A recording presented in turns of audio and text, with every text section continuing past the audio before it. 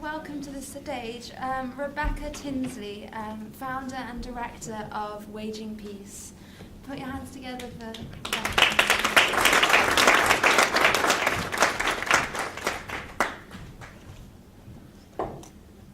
Hi, and thank you very much for inviting me here. Excuse me just one second while I try and fathom this out.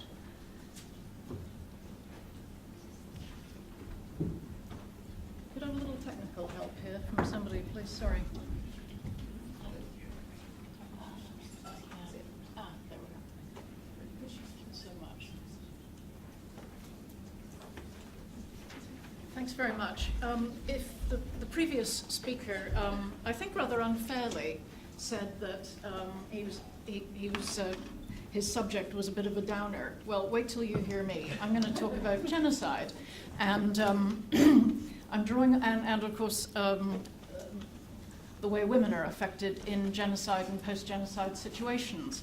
And I'm going to draw on my experiences in Bosnia, Kosovo, Rwanda, Sudan, and northern Uganda. So this is going to be a barrel of laughs. I'm also going to start with a really hard sell.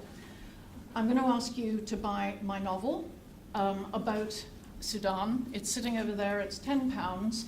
I make absolutely no apology for this. I started a charity called Network for Africa to run projects helping survivors of genocide in Rwanda and northern Uganda rebuild their lives. And every single penny from that book goes to that. I don't draw salary. I don't take a penny from the charity. So every penny goes to empowering people to get their lives back together. I'm also selling some beautiful jewelry made by Rwandan genocide survivors. Again, £10 a string.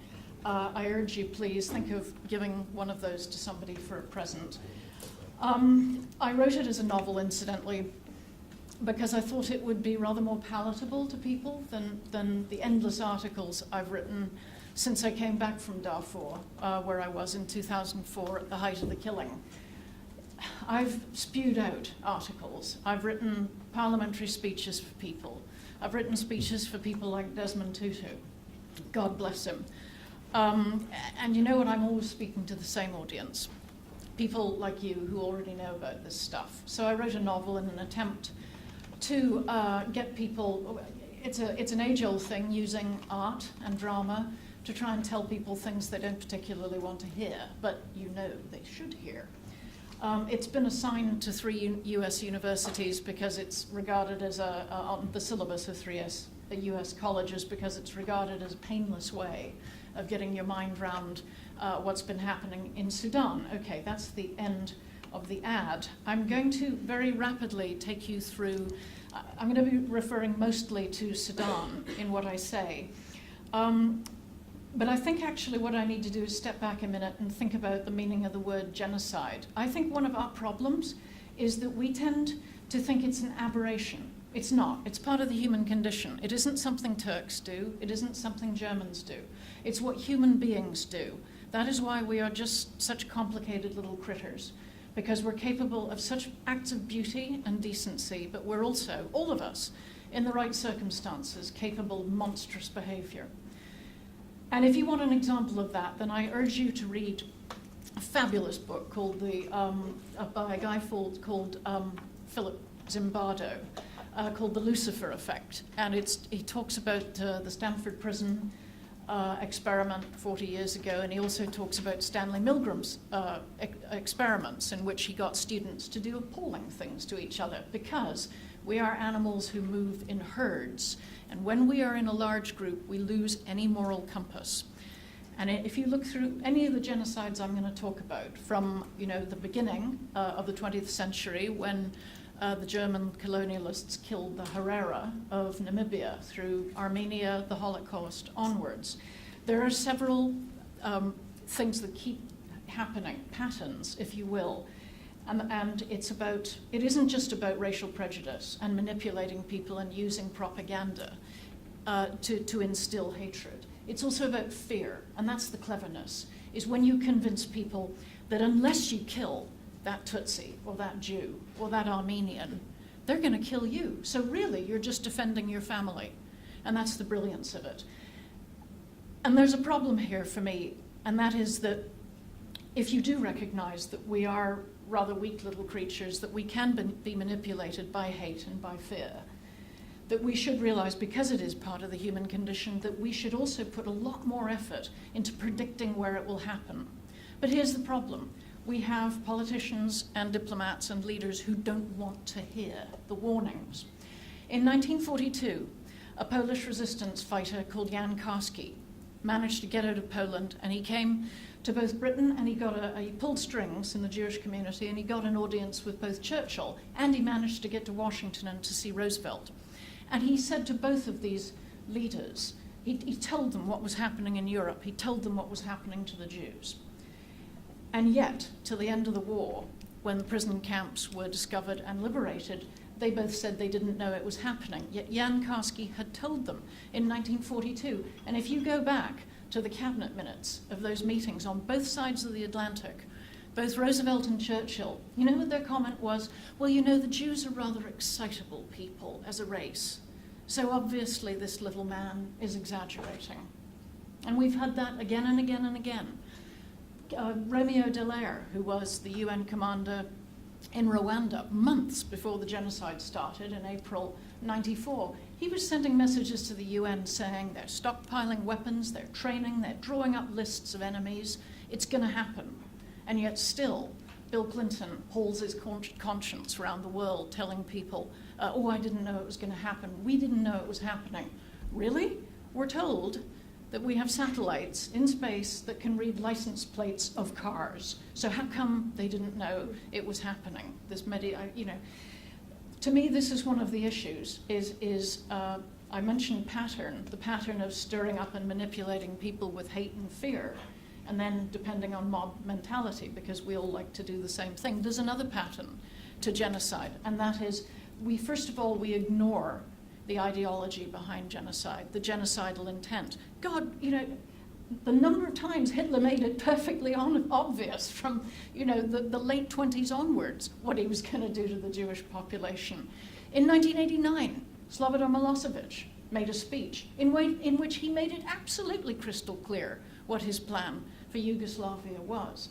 But again and again and again, we ignore the genocidal ideology because it suits us. And then, when it starts happening, we deny the scale of what happens. Which takes me to Sudan. There are 3 reasons why the genocide is happening in Darfur, and also, incidentally, in that border area between the new south of Sudan here and the north, the border running around there. There are 3 reasons for this. The first is, traditionally, all the power in this country was based with the tribes who live along the Nile. And it's been a story of marginalization for hundreds of years. The people who live in Khartoum and along the Nile have all the power. And the people who live in the regions are pissed off. And that's been going on for a very long time. The second factor is to do with global warming, and that is that the Sahara is moving south at a rate of as much as 10 miles a year in some places, meaning that the traditionally nomadic Arab tribes, their land is turning into desert. They have to move to find somewhere else to live, which brings us to the third point, which is the genocidal intent. And I'm afraid to say there's no way you can get around this. There is a latent racism among quite a few Arabs who live in Sudan. A lot of them regard the black African people who also live in Sudan as racially inferior, and they actually say that God created black people to be their slaves. The president of Sudan, Omar Bashir, has been clever in manipulating the landless herders, who I mentioned, whose land is being destroyed by the Sahara. He wants Sudan to be Arab and Muslim. And he's got a lot of black Africans and non-Muslims who live there, and he wants to get rid of them. He wants to cleanse them ethnically. And what he's done rather cleverly since he took power in 1989 is that he has manipulated the landless Arab nomads. He's armed them, and he's told them to go and take the land from the black Africans. They've done that in the south of Sudan with the loss of 2 million lives. And he's also done that in Darfur, where 6 million people live. and half of them have been displaced. 90% of the black African villages in Darfur have been destroyed. Now, how you can deny that this is ethnic cleansing, I don't know. I mean, you know, the Janjaweed, who are, that's the colloquial name for the Arab nomads who've been armed and paid by the Sudanese government. You know, they will literally miss out Arab villages and attack black African ones. So there is Bashir, as I say, is using a latent racism there to achieve his ends. And they call it Rwanda in slow motion, and it is genocide on the cheap. The photograph you see behind is what one of the villages in Darfur looks like after an attack. Typically, and this is happening to this day, it's wrong to think this is over, it's not. And a new war, as I say, has flared along the new north-south border as well. What happens typically is that Sudanese armed forces, Antonovs, fly in and they bomb the village to, quote, soften it up. They're followed by Janjaweed on horseback and camelback. In 2004, I went over to here, to El Janina, to interview women in the refugee camps there, and there was a pattern to what they told me. Altogether, my little group, Waging Peace, we've interviewed 60,000 people. We've taken 60,000 pieces of testimony, which has been accepted by the International Criminal Court. And the similarity is absolutely extraordinary in what the people say happened to them. The Antonov attack, followed by the Janjaweed. You know, I talked to people who saw a column, imagine this, 200 horses wide, of people riding towards you, the earth trembling, the dust, and the basic thing they did when they get to the villages: kill the men, including the boys, throw the kids on the fires so they burn to death, and then systematically rape the women. And I interviewed so many women to whom this had happened, and they told me something that upset me on all kinds of levels. That's what one of the villages looks like. That photo was taken by a US Marine called Brian Steidel, who flew at great risk, flew over these villages. The women told me that there's one particular woman called Hawa who really sticks in my mind. She was 18 years old. She had been one of the few people to survive in her village when it was bombed and when the Janjaweed came through it. She was gang raped. Now, I met her 3 weeks after it had happened. She'd been raped so often she still couldn't sit down. She was in that much pain. She'd walked these 3 weeks to get to the refugee camp. And in my simple little mind, I'd kind of hoped that when you got to a refugee camp in the middle of somewhere like Darfur, someone would give you a cup of tea at least. No, they didn't even give her a house. They just said, you can take that piece of land, and she had to go and find twigs to build herself a house. Anyway, she told me that as she was being gang raped, she was branded like a slave, and they showered racial epithets on her. But they said to her, there are going to be 3 genocides. The first is when we kill your men. The second is when we rape the women, because that's how we destroy your society. It's a genocide of society, because in a traditional, conservative, Muslim, rural community, the status of women is shattered, and therefore all the family connections are shattered when you rape a woman. A lot of them are then rejected by their communities, and God help them if they become pregnant. And these men said the third genocide is when you realize you're HIV positive. And here's the thing. I've interviewed women in Rwanda and in Bosnia, and they said exactly the same thing to me, that they had been told the same thing. And that is what people mean when they say that rape is a weapon of war. Anyway, it was one of these women, Hawa, who asked me to tell their story. And at the time, there were no journalists in Darfur. There still aren't, because guess what? If you're going to have a successful genocide, you do not let the press in, because you do not want evidence. And I said to Hawa, you know, I am not a very good person to do this, because I won the lottery when I was born. I was born white and healthy in North America, and frankly, it just doesn't get any luckier than that. And she said to me with perfect African logic, but Rebecca, you're here. and no one else is. So she burdened me to try and do something. And one of the things, as I said, I've been doing is spewing out these articles that really appear to make absolutely no difference whatsoever.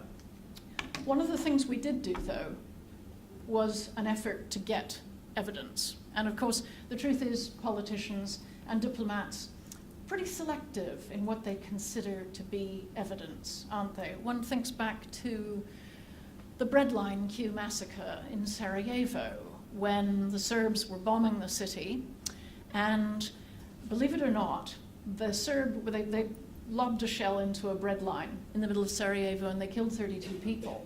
And the Serbs then went around saying, well, you know, of course the Bosnians did it to themselves to get your sympathy. And to my absolute shame, the British officials at the time were also saying exactly the same thing, because this was evidence we didn't really want to have.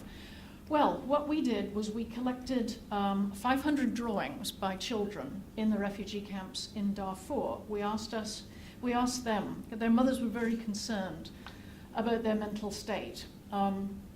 It's interesting, a friend of mine who worked in the camps in Bosnia, when I was saying to her, how are people coping? She said, the men just fall apart. The women, I mean, the children, they go silent and God knows what's going on in their heads. The women, they just have to carry on. Somebody has to get everybody up every morning and give them breakfast, and the women start each day with a song. Anyway, the women were very concerned about the state of their kids. So we collected these drawings, 500 of them. They were accepted by the International Criminal Court as evidence of the context of war crimes. And I'm going to show you some of those drawings. There are the kids doing them. We did, incidentally, we were able to go back to these camps and to say to the kids who did the drawing that their drawings were one day going to be used, hopefully, to bring to justice the men who'd killed their uncles and fathers and brothers, and to end their impunity. And that was one of the better days I've lived, was to see the way it empowered those kids.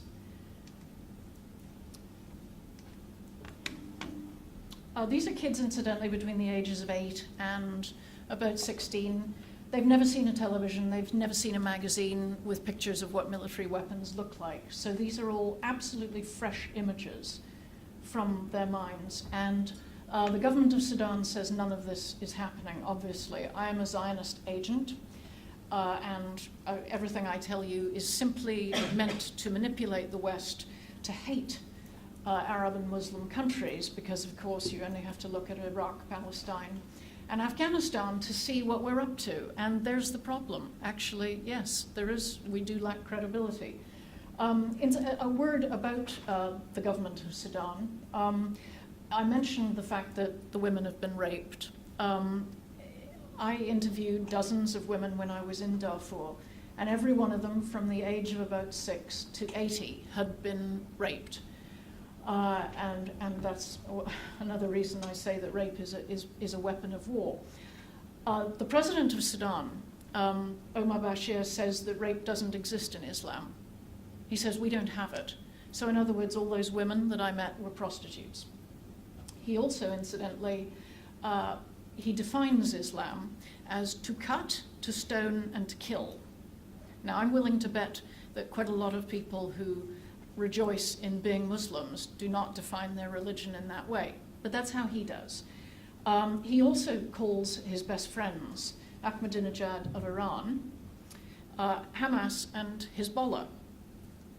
And it's relevant that I tell you this, because the reason that the British government and the Americans are going to do nothing about Sudan is, wait for it, that we believe that Bashir is on our side in the war on terror. This is a man who gave sanctuary to Osama bin Laden for 5 years, and he has leveraged that so cleverly. He has actually managed to convince the Pentagon and MI6 that he, an avowed Islamist, best friends with the Iranians, he is on our side in the war on terror, and that says so much about our racism and stupidity. I've actually had a conversation with a man at the Pentagon who said to me, Rebecca, you don't get it. There are really important things at stake here. what's going to happen is the Sudanese are going to send their spies to Somalia and Yemen, where Al-Shabaab, the local variation of Al-Qaeda, is working. Okay, now step back for a second here. This is an assumption by an American who should know better, an assumption that all Arabic is the same, and that all people in Africa are the same. So you could send a guy from Khartoum and actually imagine that he would fit in Sana'a or Mogadishu. It would be like sending someone from Scotland to Alabama and actually imagining they would fit in. But that's at the root of this problem, is our willful ignorance. We don't want to know it's genocide because we have another agenda, and it speaks to our casual racism, frankly. The reason this picture, I think, is interesting is have a look at the skin colors. If you or I were to meet someone from Darfur and someone from Khartoum, in our ignorance, we would think that they looked the same because we don't know what we're looking for. But racial identity is in the eye of the beholder. It's how you choose to self-identify. Yes, there is lots of intermarriage, but what matters is how you self-identify. The children have drawn the victims with black skin and the people committing the genocide with light skin, whom they perceive to be Arabs. And in my mind, it's really very hard to argue that there isn't a racial element to this. Now, because I am a moron and I can't do PowerPoints very efficiently, I've managed to chop off a really important part of this drawing. I ask you to look at the bottom right hand of the screen where you see a woman. She is attached by a rope to the woman in front of her, who is attached to the woman in front of her. They are being led off to the airport at Al Janina, where they are put onto planes and they're taken to Khartoum and they are distributed as presents to Sudanese armed forces officers to do what they like with, and they are never seen again. And this is happening in the year 2011. This is an image from the slave trade. It is happening right now, and we don't care because there seems to be a ratio of our interest, and it's about how dark someone's skin is. And if you're unlucky enough to have really dark skin, like these people, and if they don't have anything we want, we really don't care.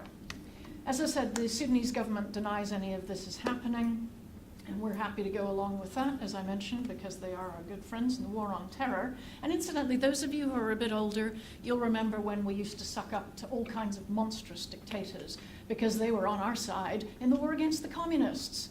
And there's nobody in this room old enough to remember when the colonial powers used to manipulate local ethnic groups for exactly the same purposes, to suppress everybody.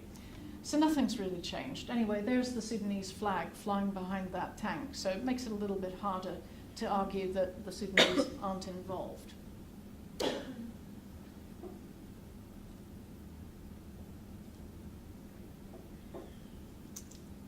Okay, you're going to be happy to know that that's enough of the genocide pictures, and I'm now going to talk about the role of women in rebuilding their communities. These women are in northern Uganda. They were all abducted as child slaves by the Lord's Resistance Army. You will have seen in the news recently that President Obama is sending 100 military advisors to try and finally get the Lord's Resistance Army. There are 500 of them, and they're still rampaging around Central Africa, causing absolute mayhem, at least 300 attacks so far this year. These women are involved in a Network for Africa project. We are helping them to learn psychotherapy so they can become lay counselors. These are massively traumatized people. You have at least 2 million people in northern Uganda who endured 20 years of the Lord's Resistance Army. I interviewed someone who was abducted when she was 6 years old. What they made her do as part of the initiation, they gave her a knife and made her hack the head off her best friend. They then made her carry his head around all day. She was then in the bush for 10 years, where she was raped continually. I also interviewed a guy who was about 9 when he was abducted, but from his village by the Lord's Resistance Army. To brutalize him, they made him chew the arm off his best friend. And he was also then in the bush for years. Let's be clear, these folks are never going to get completely better, but what you can do is give them the basic tools of psychotherapy so they can manage their trauma. We did a baseline survey in northern Uganda. We found 40% of people had been forced to kill people. We found everybody fixated on the idea of killing themselves at least every week. So massive post-traumatic stress. What we decided to do is to train local people, 2,000 of them, sort of community leaders, basics of psychotherapy. We chose the 50 best, trained them how to then help people conquer and manage their trauma so they can get on with their lives and rebuild. We gave them a bicycle. And now they're lay counselors. They go out to villages, and in a culturally appropriate way that we would never understand because we are white and privileged, they are delivering. It's been one of the most extraordinary things I've been involved with. You would hardly believe that within a matter of days, people are sleeping better. And when we talk about reconstruction and reconciliation, it is absolutely meaningless if people are still traumatized. You also, you need a holistic approach to this. You also have to help them earn money so they don't starve. And so the women, having established this network of these 50 people on their bicycles, having sent along the messages about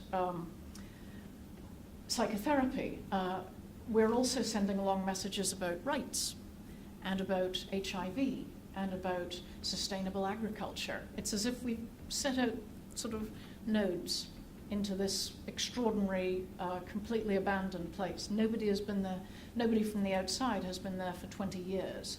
And it is just really, it's been such a pleasure. That's one of the classrooms. It's been such a pleasure to be involved in this. To see the women in particular rising above their circumstances. Nobody ever describes themselves as a victim. They say, I am a survivor. Now, how can you not want to help someone who defines themselves as a survivor rather than a victim? No self-pity at all. Just, give us the tools and let us get along with that. This is not directly relevant to this. One of the other things we do is we've got 3 schools in Rwanda for genocide survivors. That little lad, I love this photo because he looks so earnest, doesn't he? And he's so keen to learn. And he'll walk miles every day to get to that school. And quite often the kids faint from hunger. And we did an anonymous survey and asked them how often they ate, and it turned out once every 3 days. And still, I have donors in the UK who say to me, Rebecca, you shouldn't let these Africans have something for nothing. You should charge them.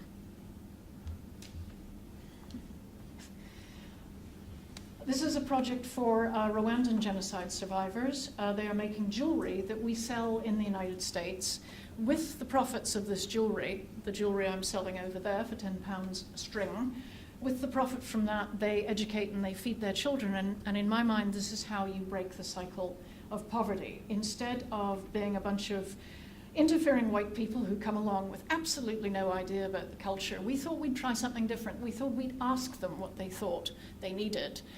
And one thing I've learned is that people may be illiterate, but it does not mean they're stupid. It just means they never got a chance to go to school. And very often they know what the solution is. And yes, we are teaching these women about their rights. But the biggest right of all is the right to learn to read and write and get control of your life. And so we have a 1-year course, and apart from teaching them a skill, we also teach them to read and write. And it is a beautiful thing to watch a woman discover the magic of words and to be empowered. It is simply extraordinary how the ability to read and write adds to a woman's self-confidence. And she blossoms. Those beads, incidentally, are made of recycled paper that rich expatriate whites in Kigali throw out. And my ladies go around collecting magazines from garbage bins, and they make them into those very pretty bits of jewelry. And as I say, I think it's a practical way of breaking the cycle of poverty, but also one of the great things for me recently is that finding within a year of some of these women learning to read and write, they form women's cooperatives and they get involved in local politics because they suddenly say, I have rights, I have an opinion. For years I was told I was nothing. But now I can read and write and I understand. This whole world has opened up to them. And I'm so pleased that one of our most amazing women has now stood and been elected to the local council. And frankly, that's the way forward. It really is. It's simply been a lovely thing to be involved in. And that's something I do want to stress, is that for every act of vileness in a genocide, there is an act of beauty as well. I think of a woman called Patricia, who's one of the women who makes these beads. She was a Tutsi, a shopkeeper in Rwanda. Anyone who tells you that it was all about race is, as so often in these cases, missing the fact that social class was also involved in the reason why this genocide happened. And so Patricia and her husband were picked out when the Interahamwe came to her village. They're the first to be taken. They killed Patricia's 3 children, they killed her husband, they gang raped her on the ground as they dismembered her husband beside her, and then they made her walk naked around the village to humiliate her. Now, when I met Patricia in 2004, she had 3 kids, and this confused me because I knew that her children had been killed. And I said to her as sensitively as I could, "Who are these children, Patricia?" And she said, "They're my children." I said, "How long have they been with you?" And she said, "Oh, well, after the genocide ended, I found these 3 children in the road, and they were orphans because their mum and dad had been killed. So I took them in." Now, Patricia lived in a hut with nothing whatsoever. And so by taking in these 3 children, she had just complicated her life massively because she didn't have enough food to feed herself. And I said to her, "Patricia, why did you do this?" And she looked at me like I was insane. And she said, "Because it was the right thing to do." And that, to me, is the spirit of Africa. And one of the reasons I wrote that book is because I'm sick of people portraying survivors of genocide as weak. That's exactly not my experience. These are resourceful, resilient people without self-pity, a strength that most of us would not show in those circumstances. They have been tested, as most of us will never be tested. And it annoys me so much when we portray Africans as pitiful people in refugee camps, helpless. Absolute rubbish. What we ought to do is listen to what they tell us they need and respond accordingly. And I end on a simple solution that empowers women in this case in a post-genocidal situation. And I know you're sitting there thinking, what on earth is that? It costs £30, $47, and it is a solar lamp. And it's something that the women we work with tell us changes their lives, transforms their lives. Now, when you look at the problems of Africa, sometimes you can get overwhelmed. And you think, where do I begin? Well, here's a really simple solution. By giving a woman a solar lamp, not only does it mean that she can work and study after 6 o'clock at night in her hut when the sun goes down, it also means her children aren't breathing in paraffin. Paraffin, incidentally, is incredibly expensive, and huge numbers of children in Africa get respiratory problems from either inhaling paraffin smoke or fire, wood fire. Also, it's a huge number of children in Africa, I think more than die of malaria, are affected by fire and burns, again because of this, because they fall into fires. Also, of course, in a country like Rwanda, the last thing they need is to be cutting down the trees because the environment is already denuded enough. And as if it wasn't good enough, also the incidence of women being attacked in their huts goes like that if you have a light in the hut. And again, as if that isn't good enough, during the daytime, the woman can use this £30 solar lamp to recharge people's cell phones, so she has a business. It's as easy as that. Thank you very much for listening.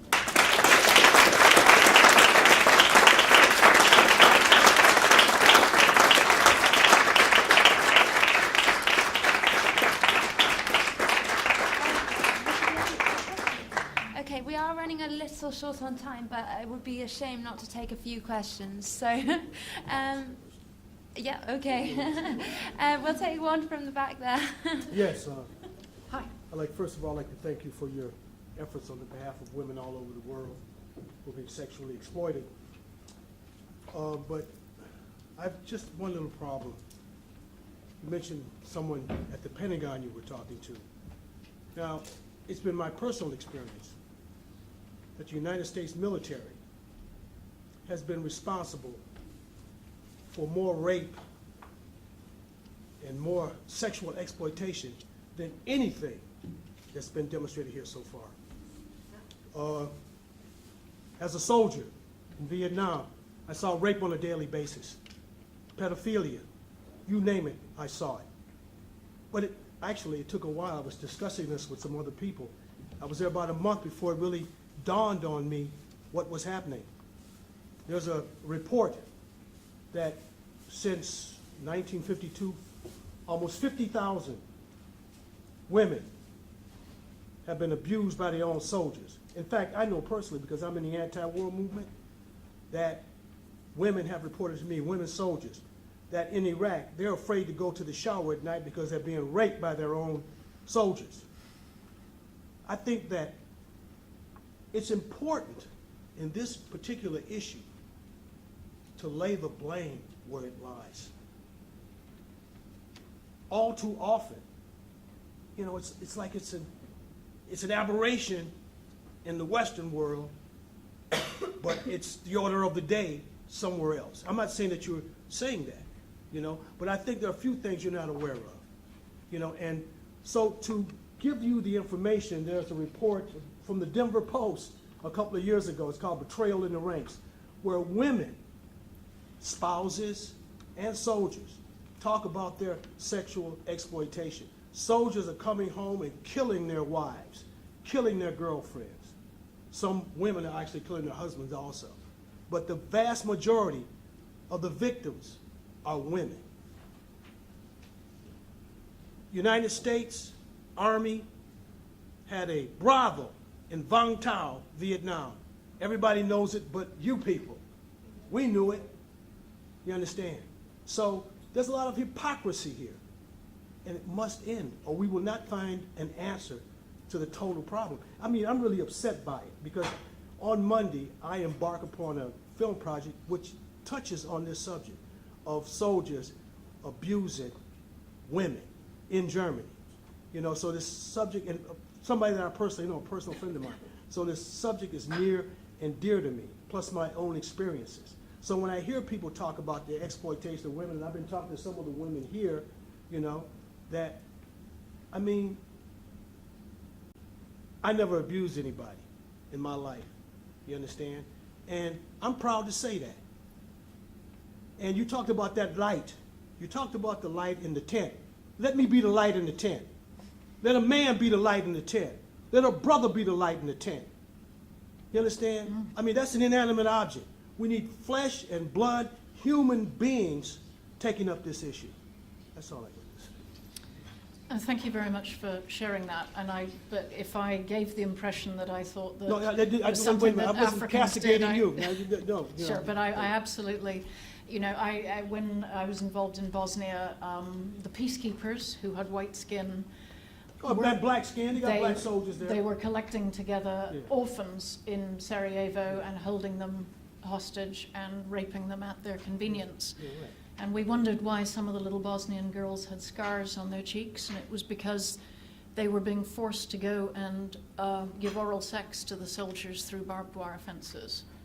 That's our taxes at work. So no, I know it's a universal problem, but I try and stick to the subject I know. If any of you, I know we've run out of time, if any of you are at all interested, please come and get one of my cards, which is over there, and please buy the novel as well. Thank you.